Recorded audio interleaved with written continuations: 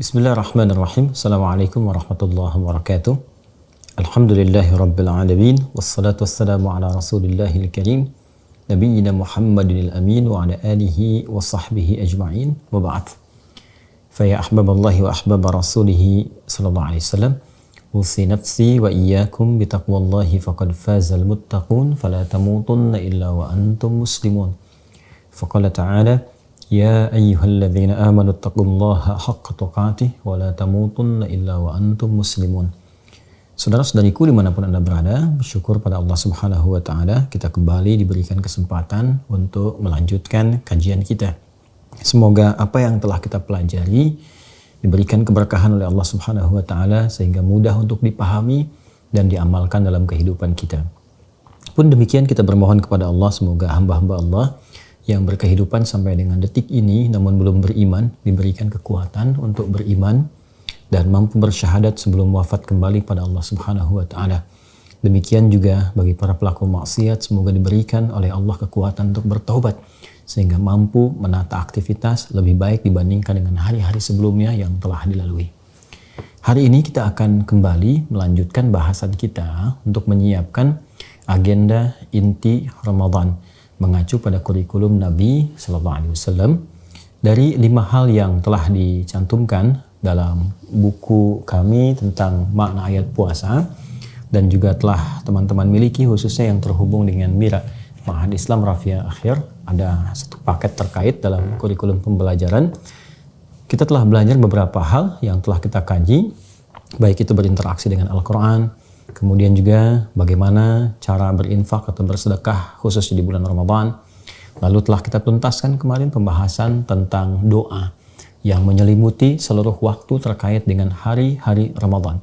Setiap pergantian waktu yang di dalamnya ada potensi ibadah disertai pula dengan doa. Dan setiap waktunya itu luar biasa, ada penekanan doa-doanya. Jadi awal mula masuk Ramadan ada doa sendiri. Saat malamnya qiyam ada doa sendiri, saat masuk waktu sahar ada spesifik permintaannya, dan saat menunaikan ibadah siam dari fajar sampai dengan maghrib itu pun demikian mengiringi ada hal-hal yang memang penekanannya di setiap waktu berbeda dengan waktu-waktu yang lainnya, dan itulah kemuliaan Ramadan. Nah sekarang kita akan kumpulkan semua itu menjadi ragam-ragam kebaikan, amal-amal mulia yang bisa dilakukan saat Ramadan. Dan ini yang menjadi kurikulum dari inti pembahasan kita menyiapkan agenda Ramadan. Peluang apa saja yang bisa kita kumpulkan yang dengan itu kita bisa rencanakan untuk dieksekusi di Ramadan yang akan datang. Latihan di bulan Sya'ban ini, alhamdulillah saat ini telah kita masuki di hari kedua bulan Sya'ban tahun 1443 Hijrah. Masih ada bentangan waktu yang cukup ke depan untuk menyiapkan diri, berlatih membiasakan amalan ini sehingga maksimal ditunaikan saat Ramadan nanti, insya Allah. Baik, kalau kita lihat di buku ini, kita telah bahas bagian pertama, kedua, kemudian kita lompat sejenak ke yang keempat dan gabungkan dengan yang kelima, istighfar itu dalam rangka bertakarub pada Allah Subhanahu wa Ta'ala. Sekarang kita akan kembalikan ke poin 3, seperti pernah saya ulas di jumpa video-video yang telah lalu. Mengapa kita lompat ke 4 dulu membahas tentang doa dan perpaduan dengan yang kelima? Dalam langkah bertakarub kepada Allah, memperbanyak istighfar, kita kembalikan ke yang ketiga, yaitu bagaimana mengumpulkan semua ragam-ragam kebaikan yang mungkin kita hadirkan. Sekarang kita akan coba turunkan semua inti amalan yang mungkin dilakukan saat Ramadan dengan turunan-turunan cabangnya. Jadi dari yang pokok sampai ke yang cabang. Baik amalan yang berlangsung di malamnya, kan dimulai dengan malam kan, ya bertemu dengan maghrib berlanjut ke lail kan, ataupun juga nanti ke siangnya. Ya nanti kalau simpelnya itu cuma dibagi 2, al-lail wan nahar, malam dan siang. Nanti batasnya ini dimulai dari pembukanya maghrib, ya zulafam minal lail, itu dibuka dari maghrib ke isya, terus lail sampai ke waktu sahar. Nah, adapun nanti permulaan siangnya nanti diawali dengan ibadah siam dimulai dari fajar sampai dengan ke maghrib lagi. Jadi kalau kita bicara siang yang dipahami di sini bukan siang dalam pengertian zuhur, nahar bukan, tapi bentangan dari awal yang membuka amalan menuju siang. dari mulai subuh, fajar, sampai terus berjumpa dengan maghrib kembali. Nah, dari perputaran ini, sehari semalam, mencakup siang dan malamnya, kita akan keluarkan kan, amalan inti kan, yang terkait dengan Ramadan. Ini ya, yang bisa kemudian kita siapkan, dieksekusi nanti. Jadi, apa saja yang kiranya bisa kita lakukan saat Ramadan nanti, sehingga tidak ada kebingungan. Jadi begitu masuk ke waktunya, sudah masuk malam, kita tahu apa yang mau dikerjakan saat ini. Sudah masuk fajar, kita mengerti apa yang dilakukan saat ini. Nah, rencana untuk menyusun itu tidak mungkin bisa dilakukan kecuali ada poin-poin agendanya, ada kegiatan-kegiatannya. Nah, ini yang coba kita turunkan. Baik, kita mulai dengan amalan pokok dulu ya, yang terkait dengan sholat dulu ya. Sholat, karena nanti ketika dimulai dengan amalan malam, paketnya qiyam. Ingat ya. Jadi masuk nanti Ramadan saat maghrib, ya kan? Sudah mulai berpindah waktu, masuk satu Ramadan, kemudian masuk ke sholat isya, lalu dengan sunnahnya, dan dimulailah amalan qiyam setelah itu. Qiyam. Dan terikat dengan hadis Nabi SAW, man qama Ramadana imanan wa ihtisaban, ghufira lahu ma taqaddama min dzambi. Siapa yang menunaikan qiyam, khusus di malam-malam Ramadan, dilakukan dengan keimanan, ikhlas karena Allah Subhanahu wa Ta'ala, kemudian disertai dengan muhasabah, mengoreksi diri, ada ketulusan di dalamnya, berpotensi diampuni dosa-dosa yang pernah ia kerjakan selama hidupnya sampai detik itu. Dan diajarkan kita doa yang sangat viral, telah kita bahas, kan? Allahumma innaka afuwun karim tuhibbul afwa fa'fu anni. Dan diharapkan boleh jadi malam yang kita jumpai bertepatan dengan malam Al-Qadar. Nah, jadi ini amalan inti yang pertama, salat ya. Baik itu yang terkait dengan fardunya, kalau ini yang pokok ya teman-teman. Jadi baik Ramadan ataupun di luar Ramadan, yang pokok, yang fardu tidak berubah, yang 5 waktu itu. Dan nilainya bertambah saat Ramadan. Ingat ya, nilainya bertambah saat Ramadan. Jadi itulah kemuliaan waktu dan tempat. Berbeda antara kita mengerjakan satu amalan di waktu biasa dengan waktu istimewa, di tempat biasa dengan tempat yang istimewa. Al-Masjid Al-Haram itu tempat istimewa. Masjid Nabawi tempat istimewa. Masjid Al-Aqsa tempat istimewa. Salat yang dilakukan di Masjid Al-Haram dengan misal di Indonesia, taruhlah di Bekasi, di sini ada Masjid Al-Ihsan misalnya, kan? Nilainya berbeda. Di Masjid Al-Haram sekali sholat itu berpeluang mendapatkan 100.000 kebaikan. 100.000 kali nilainya. Jadi kalau saya misal sholat di Masjid Al-Ihsan, misal di Bekasi, subuh, maka berapa yang didapatkan? Sekali sholat berpeluang 10 pahala, 10 kebaikan. Dikerjakan berjamaah kali 27 kali lipat. Ya? Di Masjid Al-Haram nilai sholat saya itu 100.000 kali dibandingkan dengan yang dikerjakan di sini. Jadi kalau saya berkesempatan sholat subuh di sana, itu sama dengan 100.000 kali yang saya kerjakan sholat di luar Masjid Al-Haram. Baik ya? Baik ke Masjid Nabawi nanti, mulia juga. Nilainya tinggi juga 10.000 kali. Ke Masjid Al-Aqsa 1.000 kali nilainya. Ya? Nah ini yang mau saya katakan, di tempat tertentu yang istimewa, karena ada tujuan-tujuan tertentu. Di kemuliaan satu tempat bukan ingin mengkultuskannya, tapi mengambil aura kebaikan di tempat itu supaya ditebarkan ke setiap tempat yang lainnya.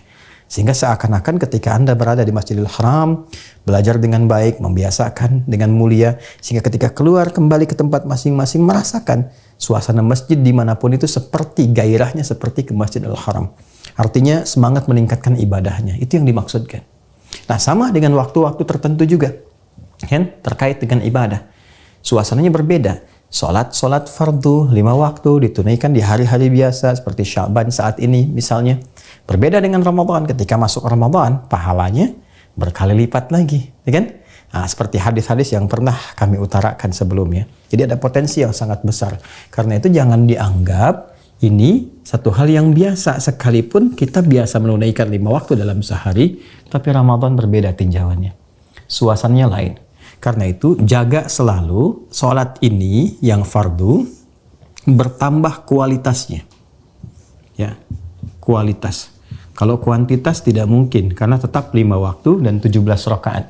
Tidak akan menjadi misalnya kalau Ramadan, saking ingin semangatnya subuh jadi 3 rakaat. Tidak, tetap dia 2 rakaat. Rumusnya tetap 2-4-4-3-4. 2 subuh, 4 zuhur, 4 asar, 3 maghrib, dan 4 isya. Cuma kualitas bisa kita tingkatkan. Dari yang sendirian misalnya kan munfarid, ya, ada umumnya, walau tidak selalu, misalnya dalam kegiatan harian di luar Ramadan, kadang dikerjakan sendirian, naikkan dengan berjamaah. Nih, kualitasnya naikkan. Jamaahnya kalau ingin dinaikkan lagi, naikkan levelnya. Saya tunaikan di masjid.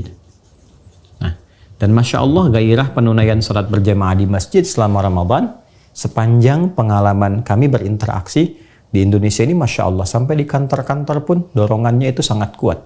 Ya, sampai di zuhur pun ada kultumnya, kan? Ya, ada ceramah tertentu dengan durasi tertentu, itu semangatnya cukup tinggi. Bahkan ada di suasana kantor tertentu itu malamnya masih ada yang tilawah, Masya Allah. Ya, semoga Allah muliakan ya dan berikan pahala melimpah kepada orang-orang yang memfasilitasi itu semua, ya, dan memberikan kebijakan-kebijakan, memanfaatkan kedudukan jabatan untuk berbuat yang baik, yang memfasilitasi kemuliaan. Kan kalau secara spiritual baik, pasti akan terbawa dalam kegiatan rutinitas harian termasuk di pekerjaan. Teman-teman sekalian ya, jadi yang 5 waktu, karena nilai pahalanya bertambah saat Ramadan, maka naikkan kualitasnya. Ini dia. Dari yang sendirian ke berjamaah, dari yang berjamaah, nih, naikkan levelnya sedapat mungkin, tunaikan di masjid. Dari sekian banyak yang bisa kita lakukan. Kemudian, keluarkan semua yang nafilah. Ya, nafilah. Jamaknya nawafil. Nawafil.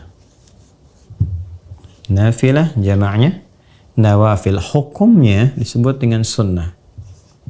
Jadi sunnah itu hukumnya, kan? Namanya yang ditunaikan itu nafilah. Jamaknya nawafil. Untuk membedakan dengan yang fardu, ini berhukum sunnah. Ini tambahan dari yang pokok. Ya, menyempurnakan yang pokok. Jadi ini tambahannya, penyempurna dari yang pokoknya disebut apa?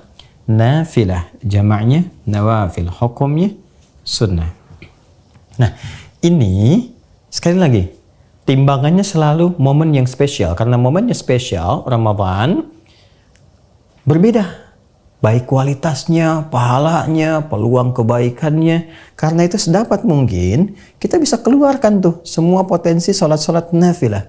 Yang nawafil, yang bisa kita lakukan. Baik di malam ataupun di siangnya. Maka keluarkan semua jenisnya.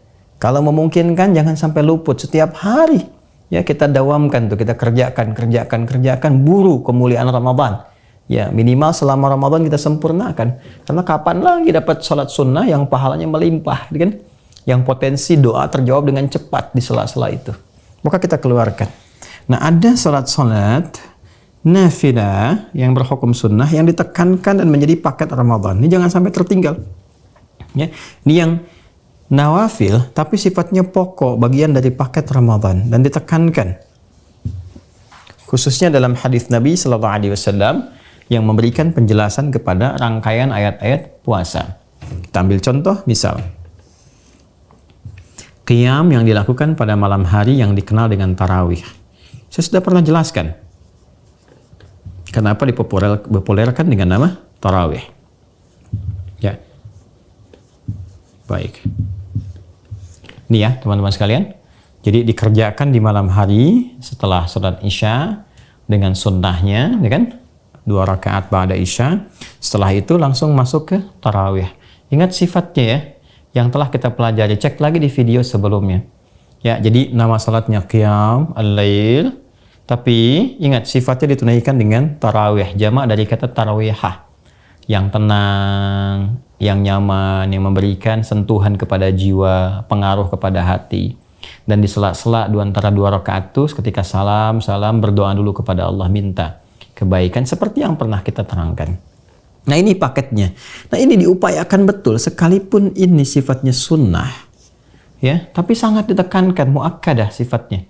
Dan jadi paket bagian dari rangkaian ibadah Ramadan. Dapat mungkin jangan sampai ditinggalkan karena ini ada hadis spesifik yang memberikan penekanan kuat dengan pahala, dan bukan sekedar pahala, bonus ampunan dosa, itu kan pahala yang sangat besar dan berpengaruh untuk menyempurnakan ibadah siam di siang harinya.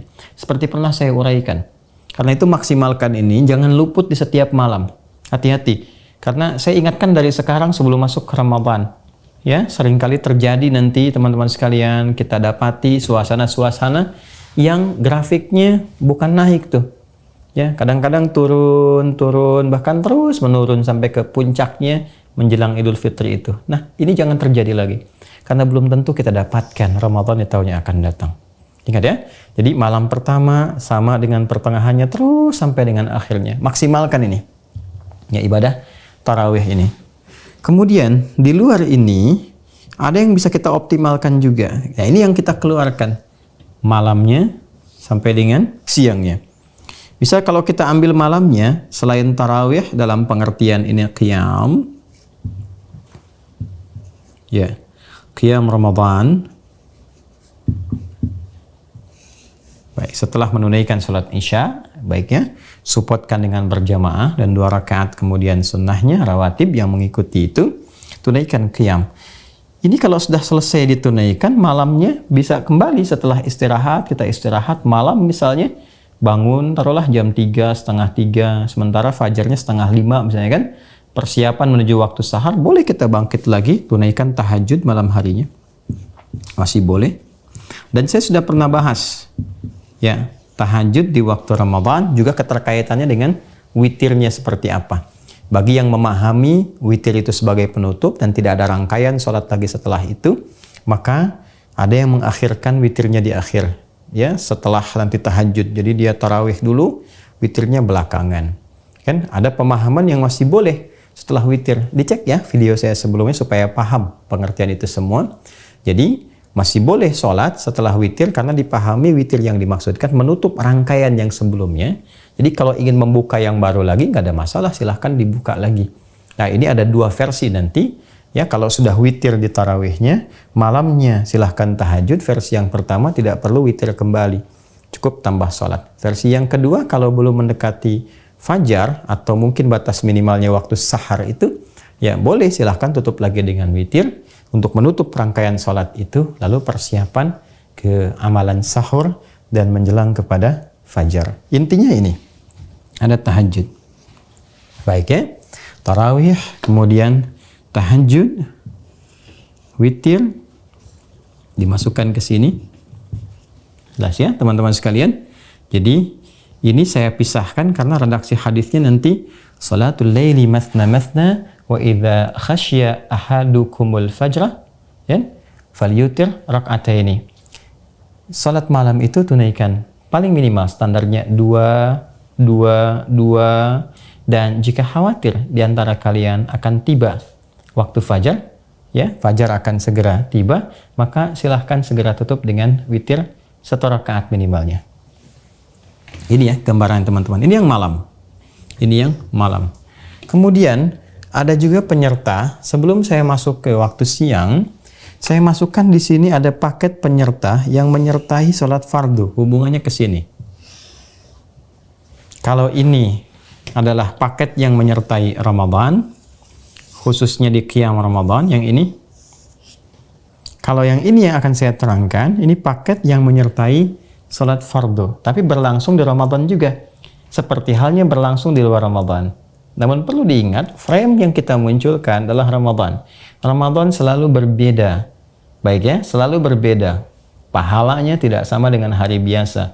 Kualitasnya pun tidak sama dengan hari-hari yang biasa. Baik terkait dengan doa, istighfar, dan yang lainnya. Itu ada yang terkait erat dengan salat fardu disebut dengan rawatib. Secara singkatnya demikian. Ya. Ini fardunya sendiri itu dikenal dengan nama yang cukup beragam. Ada salat wajib, salat fardu, salat rawatib, gitu kan, yang fardu sifatnya. Untuk membedakan yang fardu dengan yang sunnah, maka disebut dengan sunnah rawatib. Kan? Ada yang memaknai rawatib ini dari segi urutannya.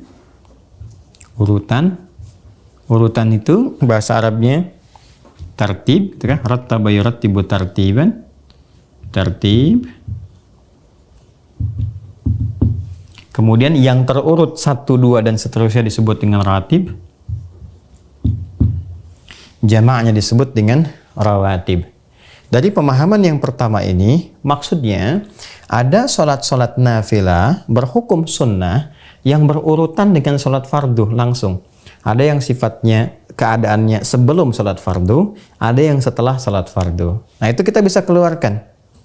Jumlahnya secara total itu ada 12. Ada 12, ya kan?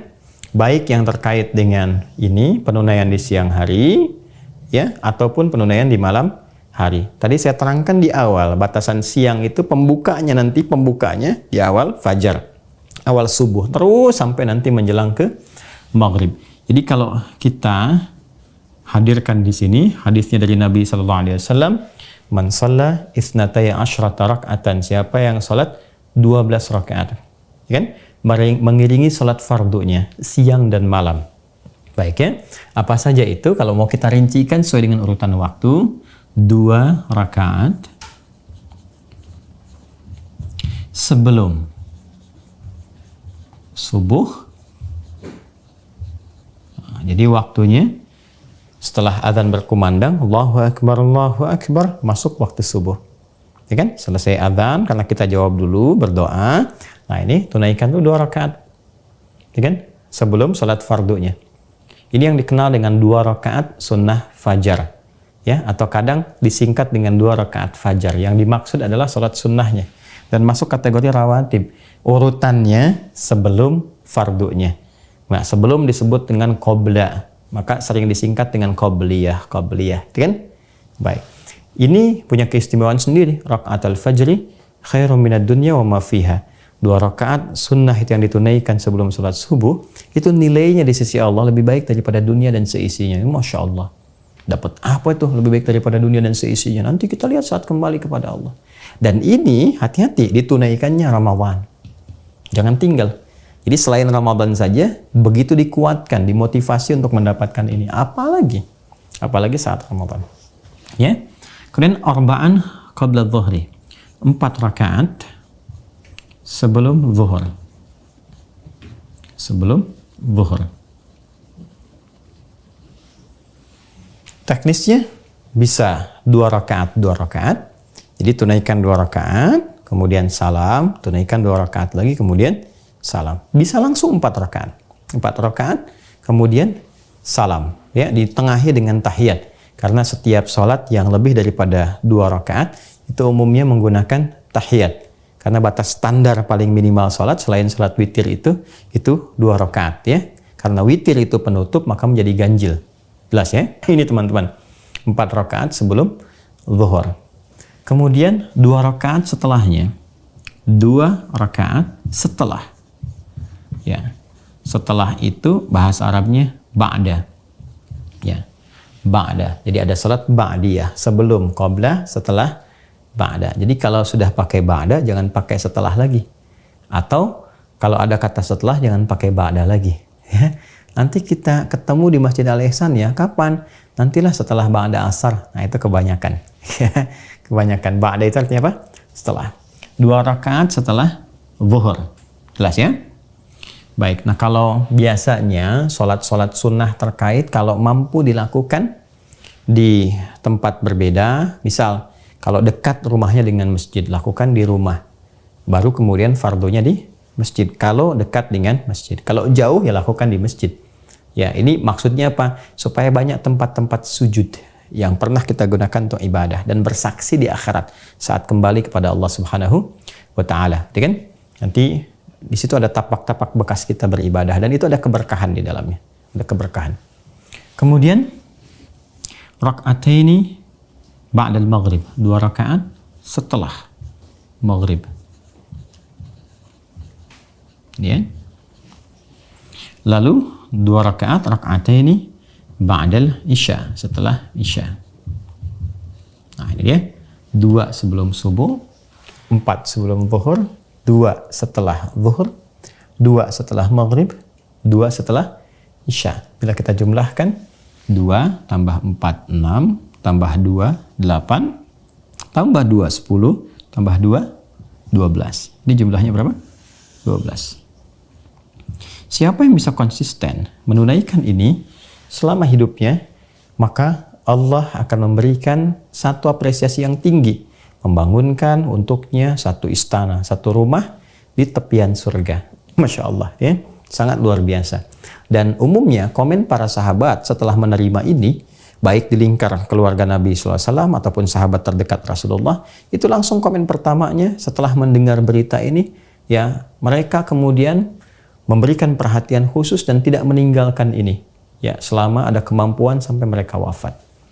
Nah, khusus yang ini sebelum zuhur, yang 4 rakaat ini, kalau kita melihat versinya Ibnu Umar radhiyallahu taala anhuma dan meriwayatkan pula tentang hadis yang sunnah rawatib ini, maka ada riwayat ini 2 rakaat.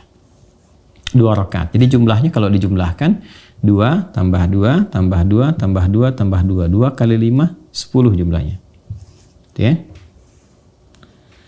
Nah, kalau kita gabungkan keduanya, 2 riwayat antara yang 4 dengan yang 2, maka ditemukan kalau mampu lakukan 4 rakaat, ya kan?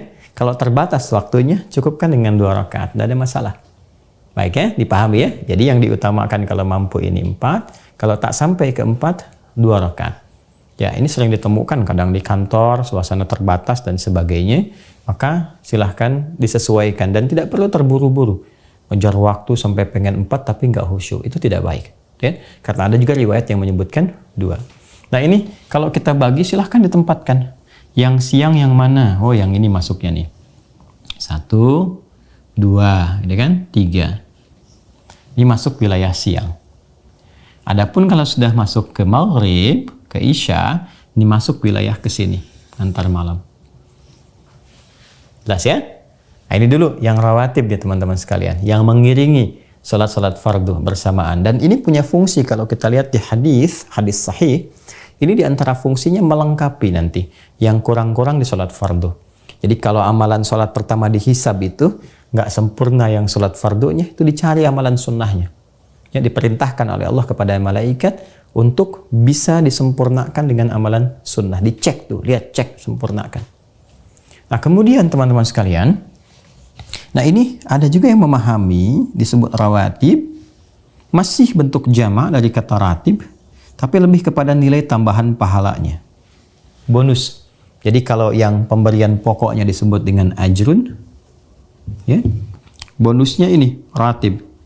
Jadi kayak orang kalau kerja ditambah lembur kan dapat tambahan gitu kan.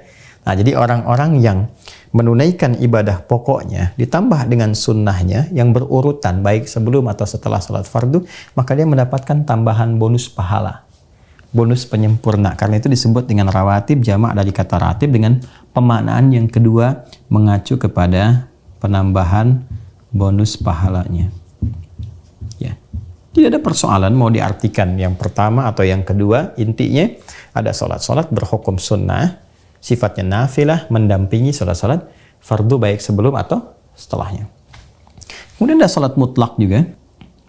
Mutlak, ya, yang sifatnya tidak beriringan langsung atau berurut langsung dengan salat fardu baik sebelum atau setelahnya. Ada yang memang dekat waktunya dengan salat-salat fardu, ada yang terikat tidak terlampau dekat dengan itu tapi cukup jauh waktunya. Ya, jadi ada yang terikat dari segi pendampingannya dekat dengan salat fardu seperti halnya rawatib, tapi ada juga yang waktunya terpisah cukup jauh. Ya, tapi itu bisa ditunaikan dan ada contoh-contohnya, iringan dalilnya, baik isyaratnya di Al-Qur'an ataupun prakteknya langsung dalam hadis-hadis Nabi sallallahu alaihi wasallam. Yuk kita bedah antara siang dan malamnya teman-teman sekalian. Misal yang tidak diikat dengan waktu sama sekali. Ya, misalnya ada salat sunnah wudu. Ya. Setiap selesai wudu, kalau Anda ingin salat sunnah, boleh silahkan lakukan salat sunnah wudu. Misal tahiyatul masjid. Ya, tahiyat masjid. Tahiyat masjid itu nama bagi salat sunnah yang ditunaikan.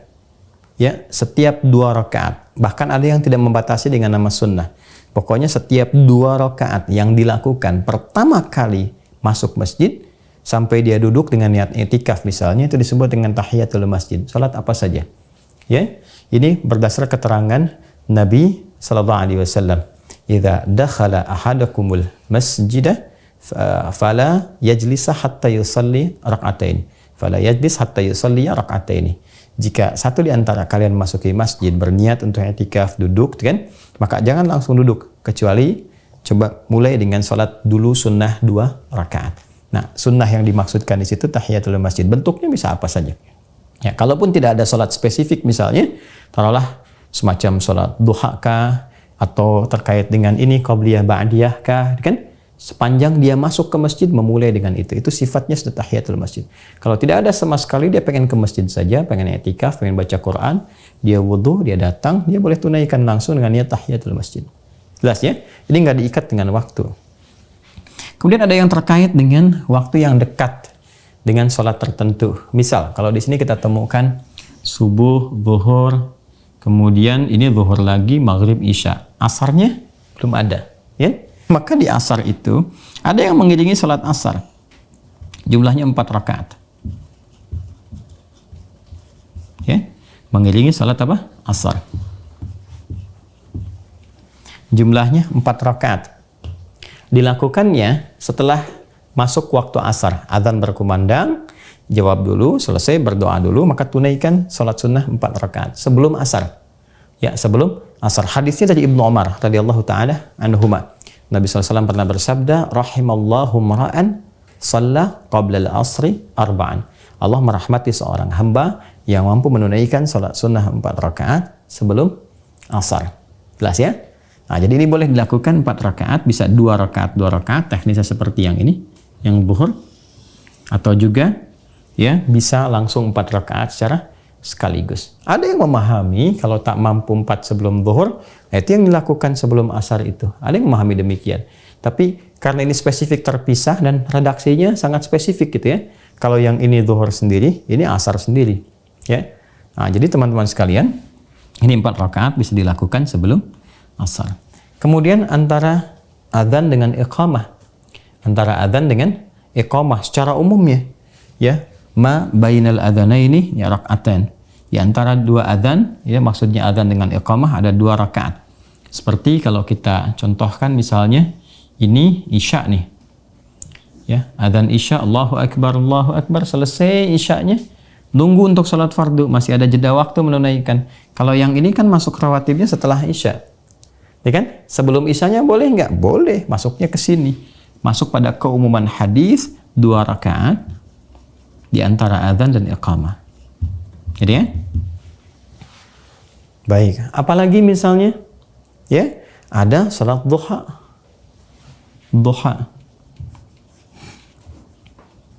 Nah, salat duha ini teman-teman sekalian, waktunya terbentang. Dari mulai matahari telah melewati batas terbit. Jadi begitu terbit, ya, itu di masyriq, timur, terbit. Nah, dari pas matla, tulu', ya, tempat terbitnya itu mulai terbit, dia mulai bergeser tuh. Ya, kalau di bayangan itu 1 tombak ya, bayangan awalnya itu sudah mulai 1 tombak. Ya, kalau diukur kurang lebih 15 menit lah setelah di batas terbitnya, 15 menit dia bergeser. Ya, itu sudah masuk awal duha. Pergeseran sekurang lebih 15 menit dari waktu terbit misal ya. Misal kalau subuh sekarang misalnya 4:30 gitu kan. Ya, terus nanti waktu terbitnya jam 6 kurang 1/4 misal saja. Nah, ambillah 15 menit dari situ. Kurang lebih nanti jam 6. Ya, kurang lebih dapatnya jam 6. Jadi kalau kita mau ambil amannya 1,5 jam setelah subuh lah kurang lebih ya. Nah, itu sudah mulai masuk awal duha. Nah, pergeseran matahari dari tempat terbitnya kepada waktu pertama di duha ini, itu yang disebut dengan isyraq namanya. Isyraq, ya, keadaannya disebut dengan syuruk. Yang disebut dengan salat syuruk. Jadi syuruk itu awal duha. Oh, pahalanya besar sekali nih. Ya, pahalanya besar. Man sholal ghadata fil jama'ati, siapa yang menunaikan salat subuh ya, kemudian secara berjamaah Ada redaksi lain fil masjid, ya kan? Ditunaikan di masjid. Kemudian setelah itu dia duduk berzikir, tsumma yaq'udu yadhkurullah. Dia duduk berzikir pada Allah Subhanahu wa taala. Zikir tuh banyak amalannya. Bisa baca Al-Qur'an, ya kan? Bisa menyimak ta'lim misalnya, bisa ya kalimat thayyibah, bisa berdoa dan sebagainya. Sampai tiba awal duha yaitu syuruk. Nah, kemudian dia salat, tsumma yusalli rak'atain, kemudian dia salat 2 rakaat, fakana alaihi ka ajri hajjin wa umratin. Maka dia mendapatkan pahala bisa senilai haji dan umrah. Ya, sempurna, bukan berarti sudah haji atau sudah umrah, tidak. Tapi pahalanya ada nilai yang sangat besar di dalamnya. Ini awal duha. Jumlah standar penunaiannya 2 rakaat. 2 rakaat. Ya. Waktunya kurang lebih 1,5 jam lah ya, dari sejak subuh itu kurang lebih 1,5 jam, tinggal diukur saja. Jadi kalau misalnya subuh sekarang 4:30, maka kurang lebih jam 6, batas amannya seperti itulah ya. Kemudian setelah itu terbentang dari pertengahan sampai akhir, dari pertengahan, pertengah duha kan, ini awal duha yang ini pertengahan, ini akhir. Ya, kalau zuhur itu batas menjelang akhirnya sampai zawal, sampai zuhur. Jadi kalau sekarang jam zuhur itu kan jam 12 lewat 01 ya waktu Indonesia bagian barat untuk saat ini. Ya, nah jadi sebelum zuhur ini, sebelum masuk ke zuhur itu batas akhirnya. Ya, jadi kalau sudah zuhur sudah tiba, zawal ya selesai, nggak ada duha lagi. Ya kan? Jadi dari awal terus sampai ke zawal, sampai tiba waktunya zuhur. Nah, teman-teman sekalian, ini ada batas pertengahan, ada batas akhir. Misal kalau ini awal-awal masih jam 6, jam 6.30 ya, pertengahan sekitar jam 9, gitu kan? Sampai dengan jam 10.30 atau jam 11-an, gitu kan? Misal. Batas akhirnya dari jam 11 sampai menjelang zuhur. Ya, sampai menjelang zuhur. Nah, kurang lebih seperti itu. Berapa ditunaikannya rakaatnya? Standarnya 2, boleh 4, boleh ada hadis spesifik menyebutkan perbuatan Nabi sallallahu alaihi wasallam sampai 8 rakaat. 2 sampai 8 rakaat. Ya. Ada juga keterangan hadis dari Sayyidah Aisyah radhiyallahu taala anha yang menerangkan sebetulnya nggak ada batas spesifiknya. Jadi kalau mau dimulai 2 silahkan, 4 silahkan, sampai ke 8 silahkan. Yang penting sampai tiba akhir waktunya. Ya kan? Mengambil pada keumuman makna hadis itu salatul laili wan nahari masna masna. Salat yang ditunaikan di malam hari ataupun bahkan di siang hari itu standarnya ditunaikan dengan 2 dan tidak ada batasan spesifik kecuali batas akhir waktunya. Ini duha. Manfaatnya banyak nanti. Kalau yang ini pembukanya bisa senilai potensial haji ataupun umrah, maka yang lainnya nanti ada potensial pengganti zikir dari seluruh bagian tubuh kita. Ada pengentas dari musibah umum yang mungkin menimpa, namun dientaskan oleh Allah, ditepikan dari orang yang dimaksudkan. Harusnya mengalami macet, tiba-tiba orang ini bisa lancar, dapat alternatif. Ada musibah besar, yang lain kebanjiran misalnya karena kondisi tertentu dan kita berlindung dari itu. Kita berharap semuanya baik-baik, selamat, dibebaskan dari keburukan. Dan kembali juga pada perilaku kita untuk menata dengan baik.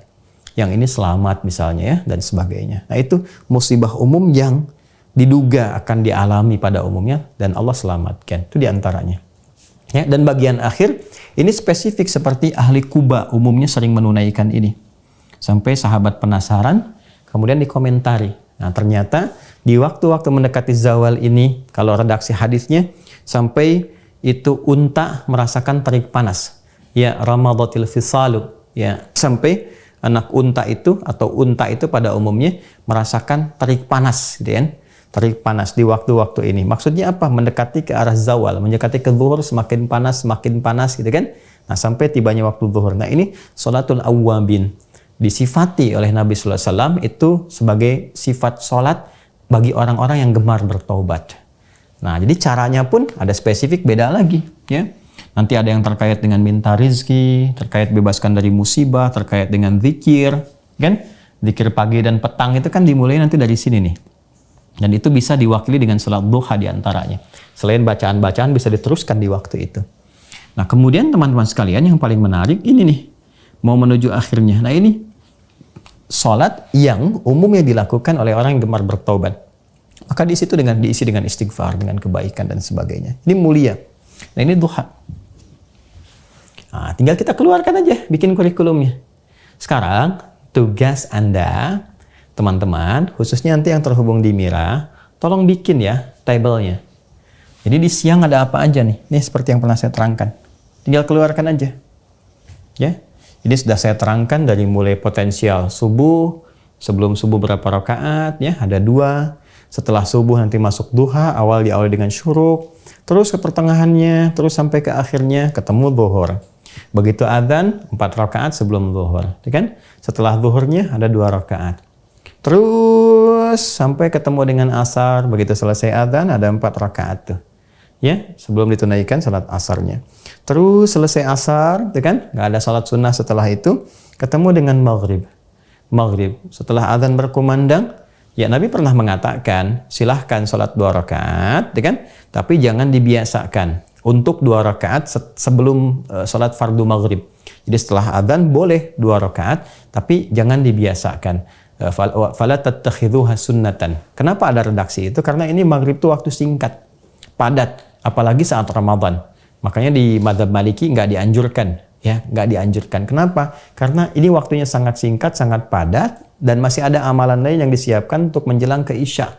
Yang lebih utama lagi. Kadang-kadang kan baru buka, setelah itu kemudian ngejar lagi untuk makan kan. Yang sebelumnya batalin, berdoa, makan. Maka di mazhab Maliki khususnya itu kalau sudah adzan tuh langsung qamat gitu ya.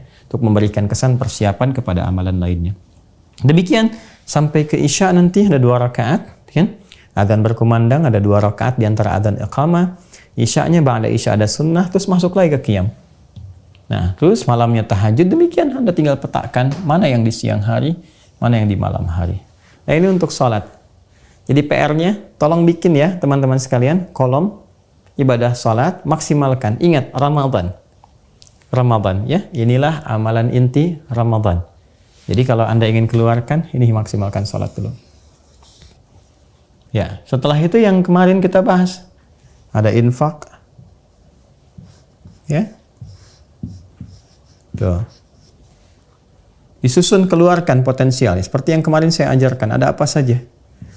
Ada yang wajib sifatnya. Ya. Amalan terkait dengan materi. Turunan dari infak itu kan amalan materi ya. Ada yang sifatnya nanti zakat. Ya. Sifat zakatnya disebut dengan sedekah, khudz min amwalihim shadaqatan tutahhiruhum wa tuzakkihim biha. Ada yang spesifik nanti zakat fitri, ya. Ini kan mal, ada yang fitri nanti disebut dengan fitrah juga, ya. Kalau fitri itu materinya, hal yang memungkinkan untuk disupportkan kepada makanan untuk dimakan. Kalau fitrah itu nilainya, pengaruhnya kepada akhlak untuk membersihkan jiwa dan seterusnya. Kemudian nanti ada apa lagi misalnya? Ada yang terkait dengan support makanan misalnya. Ya, dan sejenisnya. Bisa pakaian misalnya yang layak, apa saja yang kira-kira bisa dilakukan. Ini baru jenisnya teman-teman sekalian. Nah, kemudian yang harus dilakukan, siapa golongan yang berhak menerima? Nah, dari sekarang. Jadi petanya dari sekarang, lingkungan terdekat dulu siapa tuh? Dan cari potensinya yang jariah tinggi. Atau yang kira-kira banyak mengalirkan pahala bukan hanya Ramadan, pasca Ramadan pun ada peluang dari itu semua. Ya, nanti dari sini kalau ini kan zakat sudah diikat kewajibannya pada siapa saja. Nanti ada infak yang sifatnya sunnah. Ini kan ada juga yang terkait dengan uang misalnya, ya, belum disebutkan. Ada pakaian, ada makanan dan seterusnya. Yang 5 golongan yang pernah saya sampaikan masih ingat Al-Baqarah ayat 215, kan? Kemudian para pejuang-pejuang di jalan Allah yang ayat 261 surah Al-Baqarah, kan itu yang dimaksudkan bisa jadi pejuang-pejuang agama dalam konteks belajar yang dapat beasiswa. Ya boleh misalnya kalau mau disalurkan untuk pembangunan pesantren misalnya yang spesifik menyiapkan ulama untuk berjuang, karena orang yang berjuang dengan tintanya untuk menegakkan syariat itu sama nilainya dengan berjuang pada medan perang ketika ada tuntutan untuk melakukan itu, ya. Itu yang dimaksud di Quran surah 9 ayat 122. Maka silahkan dianggarkan. Ya, selama 30 hari misalnya ya. Apakah bentuknya bisa makanan atau ada pakaiankah atau bahkan misalnya kayak kurma ya. Terus nanti di agenda etikaf ya bisa support di situ dan seterusnya. Atau peluang lain yang bisa kita baca. Ya, yang bisa kita maksimalkan. Bisa nanti ada peluang wakaf misalnya ya. Bisa nanti ada peluang-peluang yang lain yang sekiranya masuk pada kategori ini dari sekarang direncanakan. Yang terdekat siapa saja ya dan keluarga dan seterusnya sehingga bisa dimaksimalkan peluang ini. Lalu Al-Qur'an. Ini sudah pernah saya ajarkan, tinggal dipraktekkan saja. Baik itu bacaan, qiraat, kemudian juga kajian, tilawah, atau hafalan, tahfidz. Tolong dimaksimalkan ya. Tolong dimaksimalkan. Nanti kita akan support juga saat Ramadan. Ya, nanti ada bimbingan untuk bisa mengikuti bacaan 30 juz. Satu hari 1 juz. Kemudian nanti yang spesifik untuk tahfidz ini kita ada karantina ya. Nanti teman-teman yang tergabung dengan STUAH, sekolah terbuka, usahakan Al-Quran hafal. Ya, nanti kita buka karantina lagi 30 juz. 30 hari selama Ramadan untuk dimaksimalkan yang di sini. Jadi kalau mau memperbanyak bacaan silahkan dibagi 1 hari 1 juz misalnya paling minimal. Ya. Maksimalin sampai bisa khatam minimal 1 kali selama Ramadan. Kalau mau kajian silahkan keluarkan ayat-ayat atau surah-surah tertentu yang bisa dikaji tematik, bisa terkait pokok surah seperti Al-Fatihah atau juz amma atau tematik sesuai kebutuhan Anda profesinya apa, keluarkan ayatnya, gali itu selama Ramadan dan rasakan kenikmatannya. Dan puncaknya hafalan. Ini sudah pernah saya terangkan detail di video sebelumnya. Saya merangkum saja supaya membuat ini jadwal-jadwal amalan intinya apa saja. Ya. Di sholat sudah, potensi amalan harta sudah, interaksi Al-Quran. Kemudian ada doa dan spesifik istighfar. Istighfar. Doa sudah saya terangkan di pertemuan sebelumnya, sudah khatam dari mulai awal Ramadan sampai dengan ketemu fajar sampai dengan maghrib lagi. Kemudian teman-teman termasuk juga yang istighfar. Ya, istighfar sudah kita terangkan waktu terbaiknya kapan dan seterusnya. Nah, ini yang tinggal dibikin agenda ya. Jadi teman-teman agendakan nih amalan intinya nih. Inilah amalan inti Ramadan. Tinggal teman-teman turunkan, bikin table. Ya, dulu saya waktu kecil bikin table ini loh. 1 sampai 30 sindisi sholat, ya, diterangin ke bawahnya ada apa saja, terus di checklist, ya. Dilakukan enggak, kalau dilakukan bagus, kalau enggak kenapa alasannya, kan? Nah, terus ini misalnya amalan infak, sampai dulu waktu kecil itu sampai ke kultum dan minta tanda tangan ke ustadznya yang mimpin tarawih sama yang kultumnya, minta tanda tangan. Saya nggak tahu ya anak sekarang masih ada apa enggak itu. Ya, saya waktu kecil tuh masih ada itu tuh. Sampai ada tugas untuk ngajar juga itu. Sampai saya maksa sendiri tuh. Dulu waktu pesantren itu minta surat tugas dari pesantren supaya bisa ngajar itu. Ya, saking ingin mencoba untuk memaksimalkan peluang-peluang untuk bisa, ya setidaknya selain berlatih untuk mengajar juga berharap Allah meridhai itu semua. Nah, ini gambarannya ya. Jadi ini amalan inti yang bisa kita keluarkan. Saling menyarankan untuk saya pribadi dan kita semua. Coba kita turunkan. Dari sekarang dibuat. Ya, makanya kita kasih buku catatan tuh kan, catatan penuntut ilmu tuh. Catat dulu ini. Nanti bikin tabelnya. Saya tidak menjanjikan, tapi mencoba untuk menguasakan, misalnya di admin, dibantu untuk dibuatkan, di teman-teman tinggal checklist, tinggal urutkan, ya. Tapi masing-masing membuat dulu karena kalau menulis itu biasanya lebih terasa. Lebih terasa komitmennya, kemudahannya dan motivasinya. Ada di situ semuanya.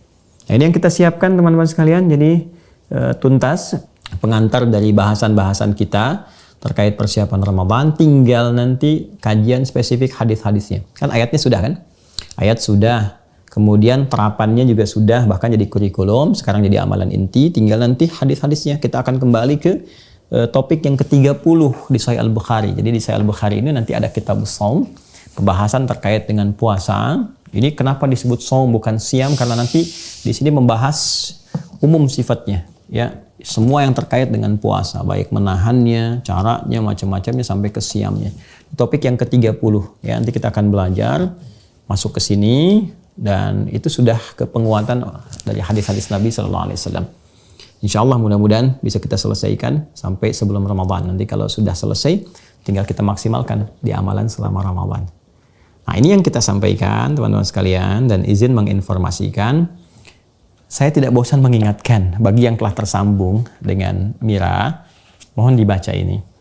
Ini sangat penting, sekali lagi ya, ini sangat penting, dan mohon dipahami pelan-pelan. Dengan setelah itu, kalau insya Allah kalau sudah baca ini, pertanyaan-pertanyaan klasik itu akan terjawab. Ya, termasuk dari penentuan awal Ramadan, bagaimana ru'yat, bagaimana hisab, kemudian juga turunannya sampai dengan nuzulul Quran itu kapan, kan apakah tanggal 17, apakah di akhirnya, terkait i'tikaf dan sebagainya, ini bisa diulas di sini, bisa dibaca. Nanti pendalamannya lewat ta'lim seperti ini. Kemudian bagi yang masih bertanya apakah ada peluang untuk mendapatkan ini, masih saya lihat ada sekitar 100-an, 80-an lah, kurang lebih 80-an, tinggal 80-an lagi. Dan sistemnya diikat dengan mendaftar ke Mira. Jadi kalaupun Anda mau dapat, ya daftar aja dulu ke situ.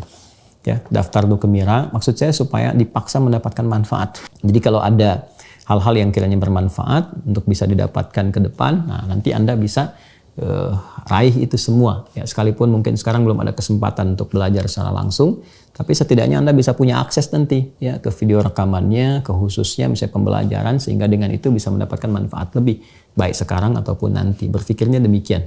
Ya. Kemudian teman-teman, yang kedua, saya ingin juga sampaikan bahwa alhamdulillah perkembangan cukup baik di lahan pesantren, terus bergerak setiap hari, dan insya Allah kalau saya sudah ada di sana, jadi juga langsung diperlihatkan pada teman-teman semua, kita update, karena sekarang juga waktunya kita bagi ya, kita juga berusaha untuk berkontribusi maksimal sedapat yang bisa kita lakukan. Mudah-mudahan Allah ikhlaskan juga hadir dengan program Uwahker. Uwahker itu hadir di tempat-tempat mendampingi teman-teman yang diuji oleh Allah dengan musibah, misalnya tentang alam, baik dari ada yang banjir, ada yang longsor, ada yang gempa dan sebagainya. Insya Allah kita ada tim spesifik ya, dan insya Allah menjangkau seluruh wilayah Indonesia. Ada timnya bekerja sama juga dan hadir. Walaupun memang kita agak berbeda, membiasakan untuk tidak banyak mengupload, maksudnya untuk menjaga supaya ada keikhlasan, ada kebaikan, dan kita juga umumnya tidak meminta donasi, karena dari teman-teman terdekat saja kita bergerak. Tapi insya Allah ya ada program untuk menyambung jembatan, kemudian ada program yang hadir seperti kemarin ada yang di Semeru, kemudian di Banten juga ada tim kita, di Pariaman, di Sumatera juga ada bergerak di lapangan. Tapi memang kita tidak upload, tidak sampaikan ke teman-teman, maksudnya untuk menjaga. Yang penting kita hadir di lapangan dan kita jadikan semua supaya terasa dampak kebaikannya. Kita lakukan berusaha sedapat mungkin ikhlas karena Allah Subhanahu wa Ta'ala. Nah, itu kita berbagi dengan itu.